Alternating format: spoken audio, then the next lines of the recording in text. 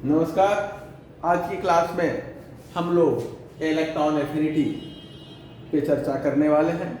Electron affinity है क्या, पहले हम उसकी डेफिनेशन देखेंगे, फिर किन किन फैक्टर्स पे डिपेंड करता है और फिर उसका पीरियोडिक वेरिएशन क्या है, इस पर चर्चा करेंगे।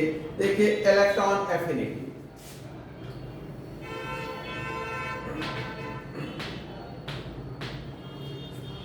किसी भी आइटम से, आयन से या मॉलिक्यूल से में अगर हम एक इलेक्ट्रॉन इंटर कराएं, कोई सिंगल अकेला आइटम हो, आयन हो या मॉलिक्यूल हो गैसियस स्टेट में, तो उसमें एक इलेक्ट्रॉन जब हम इंटर कराते हैं तो जो एनर्जी वहां निकलती है, रिलीज होती है, बाहर आती है, उसी को हम इलेक्ट्रॉन एफिनिटी कहते हैं। इलेक्ट्रॉन एफिनिटी के रूप में वही एनर्जी हम देखते हैं।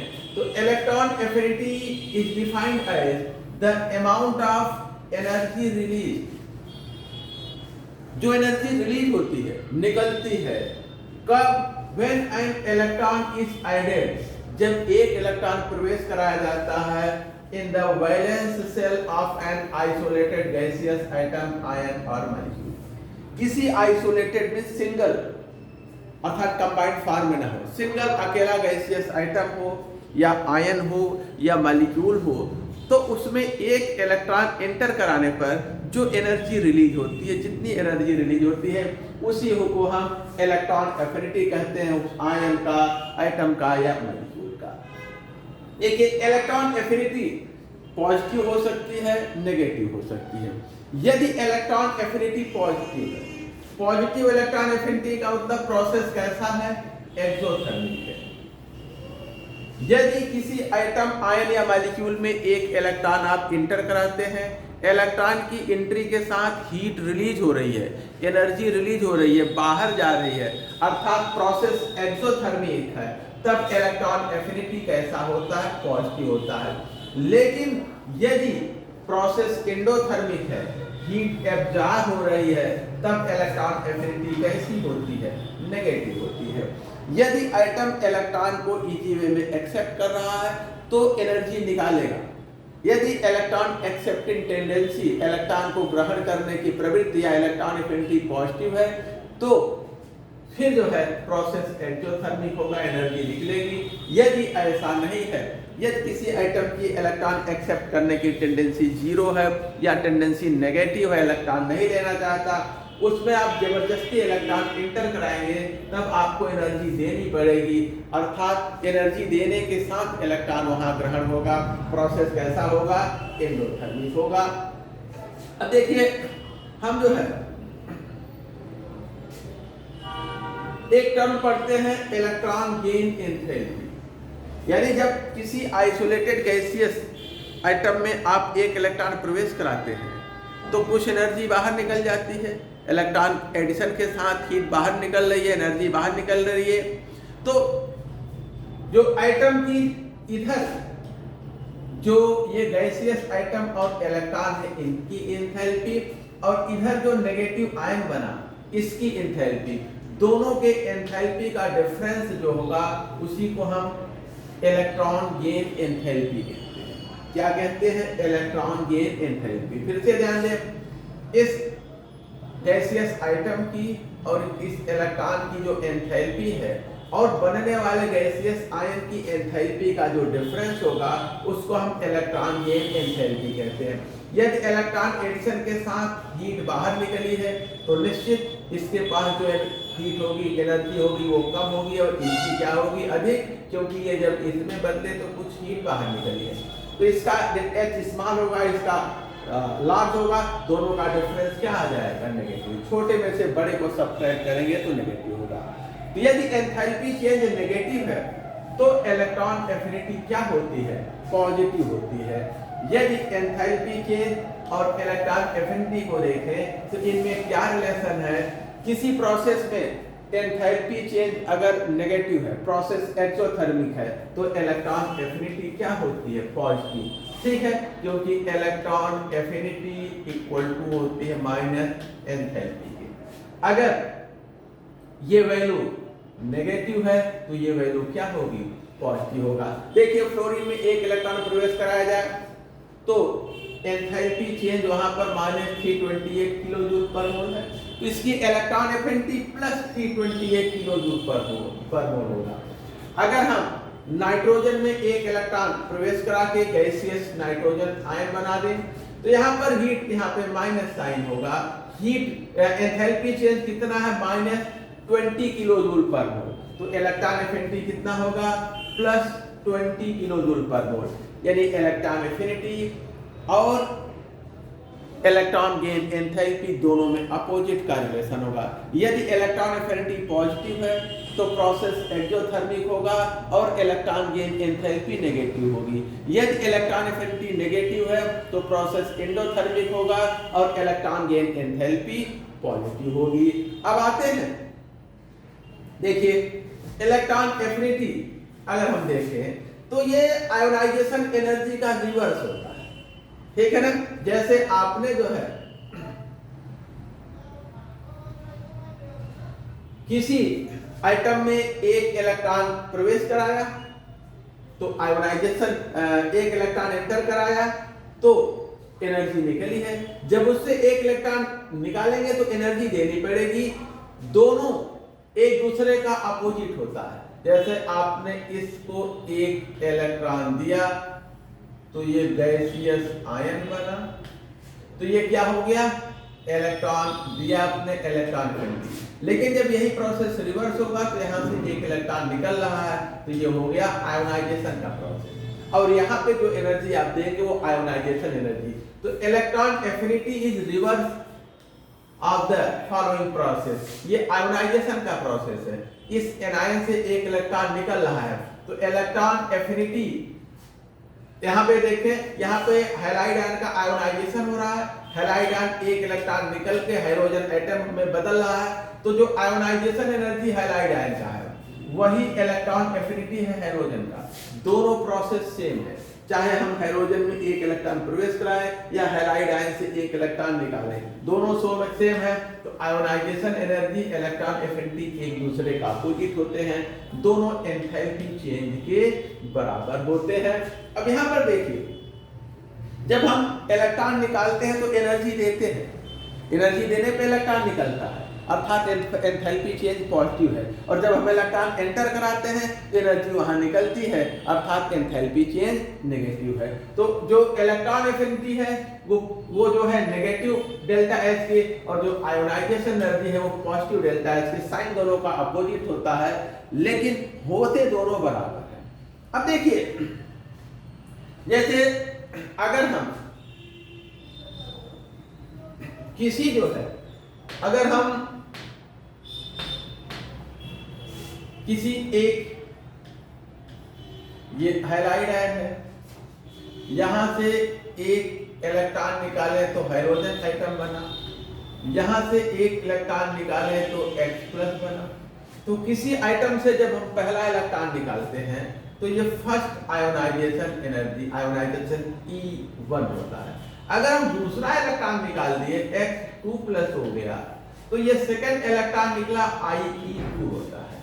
लेकिन ये जो है फर्स्ट के पहले का क्या होता है, IE0, ठीक है। और अगर हम इसमें एक इलेक्ट्रॉन इधर एंटर करा के इसको बनाते हैं तो ये इलेक्ट्रॉन एफिनिटी है, ठीक है। तो इस इलेक्ट्रॉन एफिनिटी का ये रिवर्स है। तो जो जीरोथ आयोनाइजेशन है, जो इलेक्ट्रॉन एफिनिटी है वो जीरोथ इलेक्ट्रॉन एफिनिटी,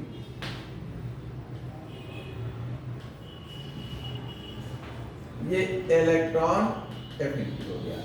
तो इलेक्ट्रॉन एफिनिटी जीरोथ आयोनाइजेशन होता है, ये फर्स्ट आयोनाइजेशन, सेकंड आयोनाइजेशन। तो ये जो इलेक्ट्रॉन एफिनिटी है वो जीरोथ आयोनाइजेशन एनर्जी के बराबर होता है, ये फर्स्ट आयोनाइजेशन एनर्जी, सेकंड। तो ये जो है इसी का रिवर्स है, लेकिन क्वांटिटेटिवली दोनों एक दूसरे के बराबर होते हैं। तो देखिए वही पॉइंट है, above ionization process represent one step back from the first ionization process। ये अगर हम आयोनाइजेशन प्रोसेस देखें, इससे पहला इलेक्ट्रॉन निकाले तो फर्स्ट, लेकिन ये जो है फर्स्ट के पहले का है, तो इसे हम क्या कहते हैं, Thus electron affinity may be described as zeroth ionization energy. Electron affinity को हम जीरोथ आयोनाइजेशन एनर्जी भी कह सकते हैं, क्योंकि फर्स्ट के पहले का जो स्टेप है उसी का रिवर्स है। फर्स्ट आयोनाइजेशन के पहले का जो स्टेप है उसी का रिवर्स होता है इलेक्ट्रॉन एफिनिटी। तो यहाँ हम कहेंगे कि जो इलेक्ट्रॉन एफिनिटी है वो जीरोथ आयोनाइजेशन एनर्जी के बराबर है।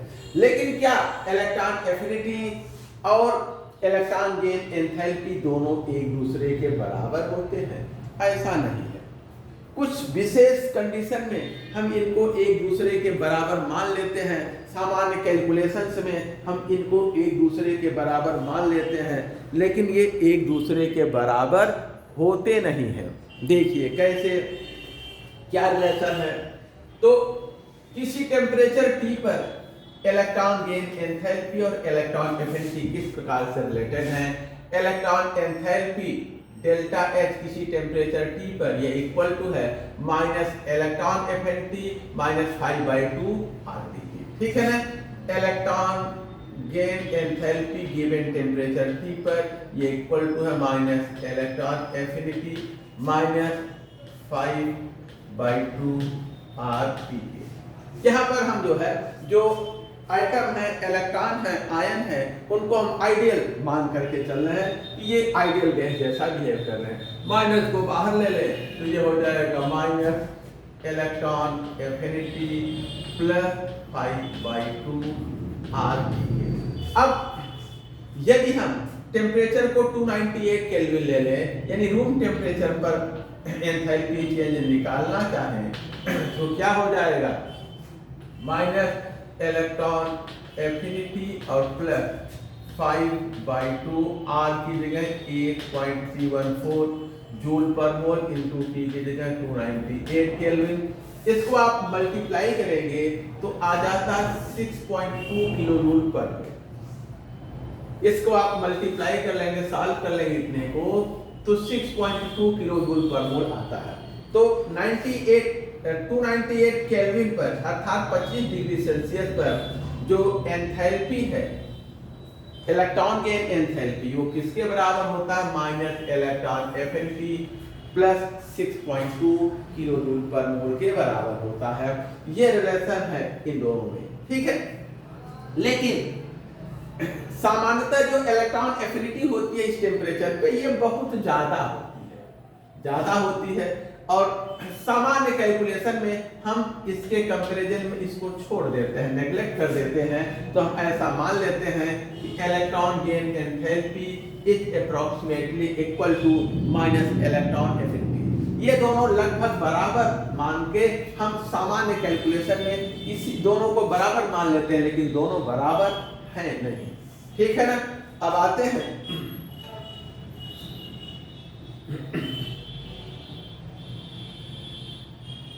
देखिए एंथैल्पी चेंज से क्या होता है।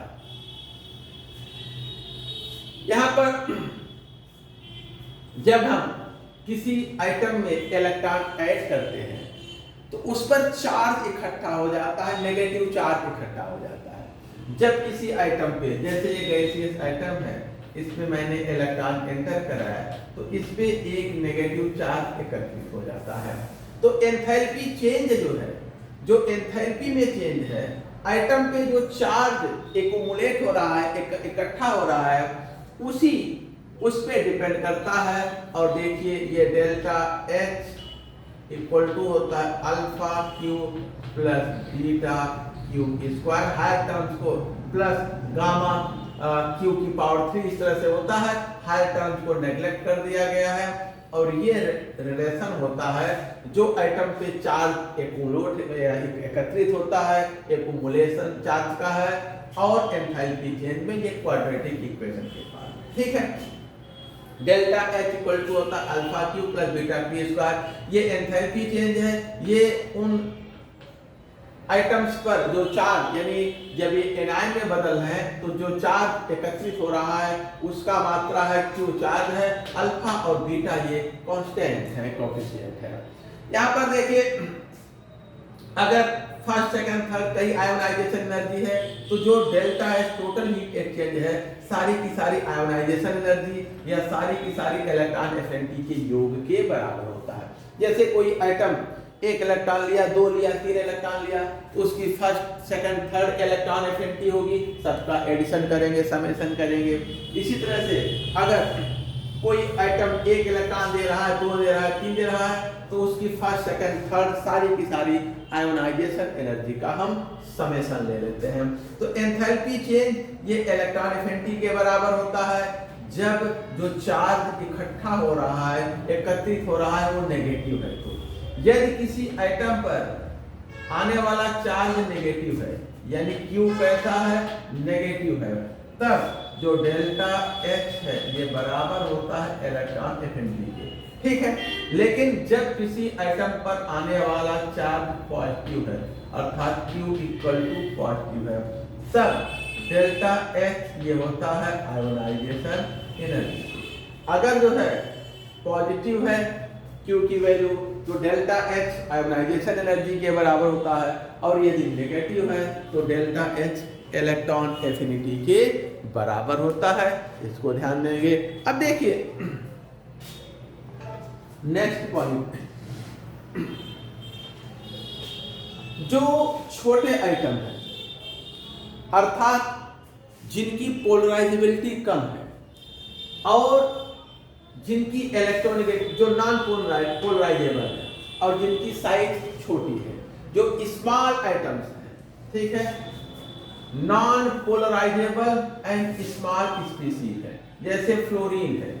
फ्लोरीन छोटा आइटम है, आउटर सेल पे न्यूक्लियस की होल्ड तगड़ी है, बाहर का इलेक्ट्रॉन क्लाउड इजी वे में पोलराइज नहीं होता। तो जो स्मॉल आइटम्स हैं और नॉन पोलराइजेबल हैं, उनके लिए जैसे फ्लोरीन है, इनके लिए जो बीटा है, जो कांस्टेंट कोफिशिएंट है, उसकी वैल्यू अधिक होती है। उनकी तुलना में जो बड़ी साइज के हैं और सरलता से पोलराइज होते हैं, तो ब्रोमीन का बीटा वैल्यू सबसे अधिक है, जो स्मॉल साइज के होते हैं और नॉन पोलराइजेबल होते हैं, उनका बीटा सबसे बड़ा होता है, उससे छोटा उससे बड़ी वाली का, और सबसे छोटा सबसे बड़े वाले का। तो जैसे जैसे आइटम की साइज और पोलराइजेबिलिटी बढ़ती जाती है, उनका जो बीटा है, जो कांस्टेंट बीटा है, वो जो है वैल्यू बड़ी होती जाती है। तो हम देख रहे हैं कि फ्लोरीन की बड़ी होगी क्लोरीन से, क्लोरीन की बड़ी होगी ब्रोमीन से, ब्रोमीन की बड़ी होगी आयोडीन से, उनकी बीटा जो वैल्यू है वो बड़ी होती जाती है। अब देखिए किसी आइटम में अगर हम चाहें तो अगर उस पर ऑलरेडी एक चार्ज है, जैसे कोई आइटम है ऑक्सीजन, इसमें हमने एक इलेक्ट्रॉन प्रवेश किया, O- में चेंज हो गया। अब चूंकि इस पे नेगेटिव चार्ज आ गया है ना, यदि हम इसमें दूसरा इलेक्ट्रॉन इंटर कराना चाहें तो इसको इंटर कराना डिफिकल्ट होता है, क्योंकि जो नेगेटिव चार्ज यहाँ है वो इसकी एंट्री का विरोध करता है। तो अगर जो है किसी आइटम पर ऑलरेडी एक नेगेटिव चार्ज आ गया, वो एनायन में कन्वर्ट हो गया है, तो दूसरे इलेक्ट्रॉन की एंट्री फिर क्या होती है, डिफिकल्ट होती है। It is always more difficult to place an additional electron to a species which is negatively charge as compare to neutral species. Neutral species के कंपेयर में इस नेगेटिव स्पीशीज में एक इलेक्ट्रॉन इंटर कराना डिफिकल्ट होगा। जो न्यूट्रल है उनमें पहला इलेक्ट्रॉन इजी वे में इंटर कर जाता है, लेकिन जो जिन पे नेगेटिव चार्ज है उनमें इलेक्ट्रॉन की एंट्री क्या होती है, डिफिकल्ट होती है। इस प्रकार से higher electron affinity are always thermodynamically more unfavourable and negative the process are endothermal. देखिए जैसे हमने जो है एक इलेक्ट्रॉन जब यहां इंटर करा दिया, जब हम एक इलेक्ट्रॉन इंटर करा दिए हैं, अब इस पर नेगेटिव चार्ज आ गया है, पहला इलेक्ट्रॉन तो सरलता से इंटर कर गया, लेकिन जब अगला इलेक्ट्रॉन इंटर कराते हैं इस पे, तो इलेक्ट्रॉन पर नेगेटिव चार्ज है, इस पे जब एंट्री कराते हैं तो ये नेगेटिव चार्ज इसका अपोज करता है। हम इस रिपेल करता है, इस रिपल्सन के अगेंस्ट वर्क करते हैं अर्थात एनर्जी खर्च करते हैं, तब दूसरा इलेक्ट्रॉन एंटर करता है। अर्थात पहला इलेक्ट्रॉन एंटर किया था तो हीट निकली थी, दूसरे में हमें हीट देनी पड़ती है। पहला एक्सोथर्मिक था तो दूसरा एंडोथर्मिक है। जो एक्सोथर्मिक होते हैं जिसमें एंथैल्पी चेंज नेगेटिव होती है वो थर्मोडायनामिकली फेवरेबल होते हैं, और जो एंडोथर्मिक होते हैं जिसमें एंथैल्पी चेंज पॉजिटिव होती है वो थर्मोडायनामिकली अनफेवरेबल होते हैं। तो इस प्रकार से हम देख रहे हैं कि अगर हम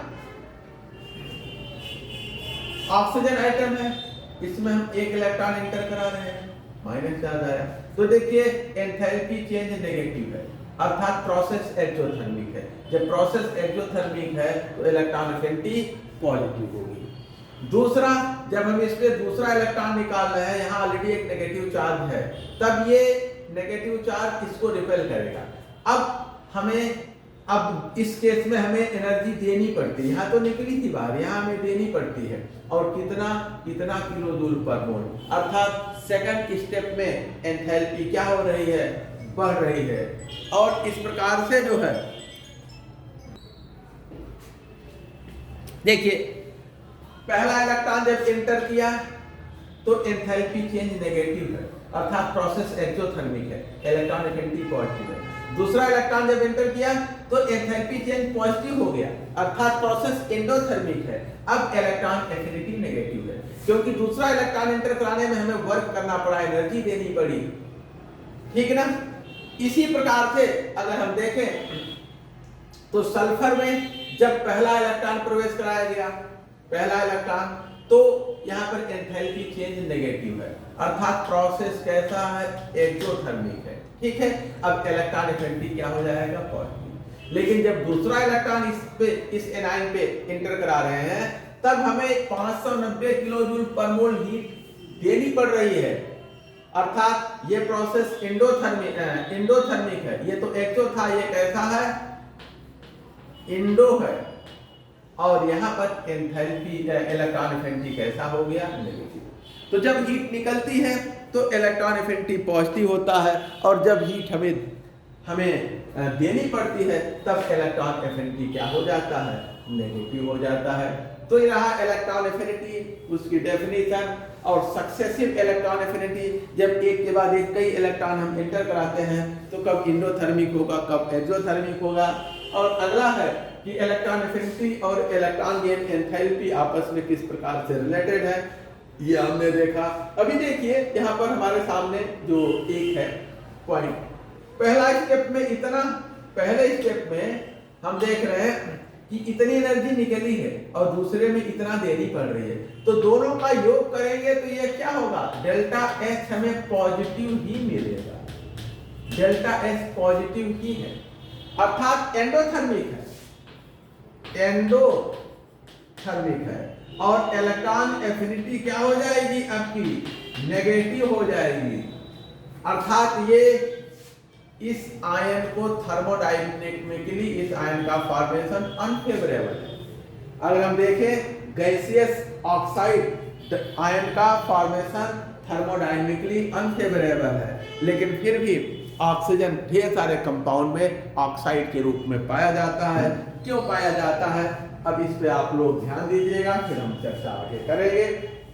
आपके जो डाउट हुआ करेंगे, कोई कंफ्यूजन है, कोई क्वेश्चन है, कुछ भी है, तो व्हाट्सएप पे अगर आप लिख करके डाल दिया करेंगे, जो व्हाट्सएप हमारा है, तो हम अगले दिन उसको यहाँ पर डिस्कस कर दिया करेंगे, उसको हम रिप्लाई उसका दे करके फिर आगे बढ़ा करेंगे। तो जो भी आपके कंफ्यूजन हो, जो डाउट हो, या जो कोई क्वेश्चन हो इस चैप्टर से, इस टॉपिक से रिलेटेड, तो आप उसको व्हाट्सएप पे लिख करके, फोटो हमारे व्हाट्सएप पे लिख करके हमारे उसका फोटो हमारे व्हाट्सएप पे भेज देंगे, तो हम उस पे अगले दिन चर्चा कर लिया करेंगे। अब आते हैं इलेक्ट्रॉन एफिनिटी को प्रभावित करने वाले फैक्टर। कौन कौन से फैक्टर हैं जो इलेक्ट्रॉन एफिनिटी को प्रभावित करते हैं, उन पे हम लोग चर्चा करेंगे। तो पहला है, देखिए अगर जो है, जो प्रोसेस हमने बताया था कि आयोनाइजेशन का रिवर्स है इलेक्ट्रॉन एफिनिटी ने। आयोनाइजेशन में क्या होता है, हम एक इलेक्ट्रॉन निकालते हैं और इलेक्ट्रॉन एफिनिटी में क्या होता है, हम एक इलेक्ट्रॉन प्रवेश कराते हैं। तो इसमें एक इलेक्ट्रॉन निकल रहा है, इसमें एक इलेक्ट्रॉन प्रवेश कर रहा है। तो आयोनाइजेशन जो है इलेक्ट्रॉन एफिनिटी का रिवर्स होता है। तो जो फैक्टर आयोनाइजेशन को फेवर करते हैं, जो फैक्टर आयोनाइजेशन को फेवर करते हैं, वो इलेक्ट्रॉन एफिनिटी को, इलेक्ट्रॉन के एडिशन को डिसफेवर करते हैं। जैसे अगर हम लिथियम को देखें तो उसका आयोनाइजेशन एनर्जी अधिक है। लिथियम को देखें तो उसका आयोनाइजेशन एनर्जी अधिक है। वो जो है लिथियम मुश्किल से इलेक्ट्रॉन निकालता है, अर्थात सरलता से इलेक्ट्रॉन को ग्रहण कर लेगा। जो मुश्किल से इलेक्ट्रॉन निकालते हैं वो सरलता से इलेक्ट्रॉन को ग्रहण करते हैं, यानी इलेक्ट्रॉन के निष्कासन को अगर वो डिसफेवर कर रहा है तो इलेक्ट्रॉन की ग्राह्यता को फेवर करेगा। ठीक है, factors favouring the ionisation process disfavour the electron affinity process. जो आयोनाइजेशन प्रोसेस को फेवर करता है, जैसे सीजियम हमने लिथियम, सोडियम, रुबिडियम, सीजियम, ये सरलता से इलेक्ट्रॉन देता है, अर्थात इसकी साइज बड़ी हो गई ना, लार्ज साइज के कारण ये सरलता से इलेक्ट्रॉन देता है। लिथियम की स्मॉल साइज है, ये मुश्किल से इलेक्ट्रॉन देता है।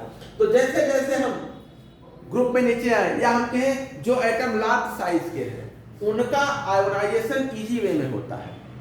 तो साइज आयोनाइजेशन को फेवर करता है, इजी वे में इलेक्ट्रॉन निकलता है, तो इलेक्ट्रॉन के एडिशन को डिसफेवर करेगा। अर्थात जिनका साइज बड़ी होने पर आयोनाइजेशन एनर्जी लो हो गई तो इलेक्ट्रॉन एफिनिटी क्या हो जाएगी, वो भी लो हो जाती है, अर्थात इलेक्ट्रॉन जल्दी इंटर नहीं करता है। तो जो सरलता से इलेक्ट्रॉन देगा वो मुश्किल से इलेक्ट्रॉन देगा। आयोनाइजेशन इजी है तो इलेक्ट्रॉन की एंट्री लो हो जाएगी, इलेक्ट्रॉन की एफिनिटी कम हो जाएगी। दूसरा, जिन एटम्स में आउटर सेल हाफ फिल्ड या फुल फिल्ड है, वो जो है उनका आयोनाइजेशन एनर्जी बहुत हाई होता है और इलेक्ट्रॉन एफिनिटी बहुत लो होती है। नाइट्रोजन का आउटर पी सब सेल हाफ फिल्ड है, उससे एक इलेक्ट्रॉन निकालना हो, एक इलेक्ट्रॉन निकालना हो तो बड़ी मुश्किल से निकलेगा, अर्थात आयोनाइजेशन एनर्जी हाई है। तो एक इलेक्ट्रॉन प्रवेश कराना हो तो बड़ी मुश्किल से लेगा, अर्थात इलेक्ट्रॉन एफिनिटी लो है। तो जिनका आयोनाइजेशन एनर्जी हाई होता है उसका इलेक्ट्रॉन एफिनिटी लो होता है।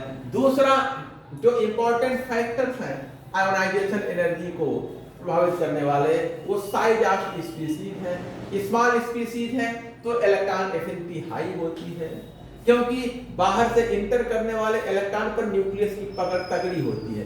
जैसे ये न्यूक्लियस है और छोटा आइटम है तो यही बाहरी सेल होगा, जैसे इलेक्ट्रॉन इसमें इंटर करेगा न्यूक्लियस उसको आकर्षित करके इसी में रोक लेता है।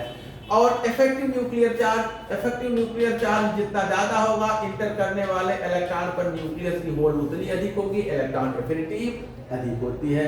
अगला जो है nature of orbital into which new electron gets accommodated। जो नया इलेक्ट्रॉन आ रहा है वो किस प्रकार के ऑर्बिटल में आ रहा है। अगर इलेक्ट्रॉन s ऑर्बिटल में आ रहा है तो s ऑर्बिटल का पेनिट्रेटिंग पावर अधिक होता है, न्यूक्लियस के क्लोज होता है, इलेक्ट्रॉन एफिनिटी ज्यादा होगी। लेकिन f ऑर्बिटल में अगर आ रहा है तो इलेक्ट्रॉन एफिनिटी लो होगी। f में सबसे कम, d में और ज्यादा, p में और ज्यादा, s में सबसे ज्यादा इलेक्ट्रॉन एफिनिटी होगी। अब है नेचर ऑफ इलेक्ट्रॉनिक कॉन्फ़िगरेशन। जो हाफ फील्ड या फुल फील्ड सब सेल होते हैं उनकी स्टेबिलिटी ज्यादा होती है, वो सामान्यतः इलेक्ट्रॉन एक्सेप्ट करना नहीं चाहते हैं, उनका इलेक्ट्रॉन एफिनिटी लो होता है। तो हाफ फील्ड या फुल फील्ड अगर सब सेल है तो लो इलेक्ट्रॉन एफिनिटी होती है। जैसे ये सेकंड ग्रुप है, ठीक है, या फिर ग्रुप 12 में है आउटर सेल सब सेल फुल फील्ड है, ग्रुप 15 में है आउटर सब सेल पी सब सेल हाफ फील्ड है, ग्रुप 18 में आउटर पी सब सेल फुल फील्ड है, तो इनकी इलेक्ट्रॉन एफिनिटी लो होगी। लेकिन यदि हम हाइड्रोजन्स में देखें, ग्रुप 17 में हाईएस्ट इलेक्ट्रॉन एफिनिटी इसी ग्रुप के एलिमेंट की होती है, तो अगर इसमें देखें तो लेस देन फुल फील्ड है, 1 electron less than full field है, 5 इलेक्ट्रॉन यहाँ है, अगर एक मिल जाए तो ये भी फुल फील्ड में बदल जाएगा, इसलिए इसकी इलेक्ट्रॉन एफिनिटी हाई होती है। तो ये डिफरेंट फैक्टर्स हैं इलेक्ट्रॉन एफिनिटी से जुड़े, जिन पर हमने चर्चा किया।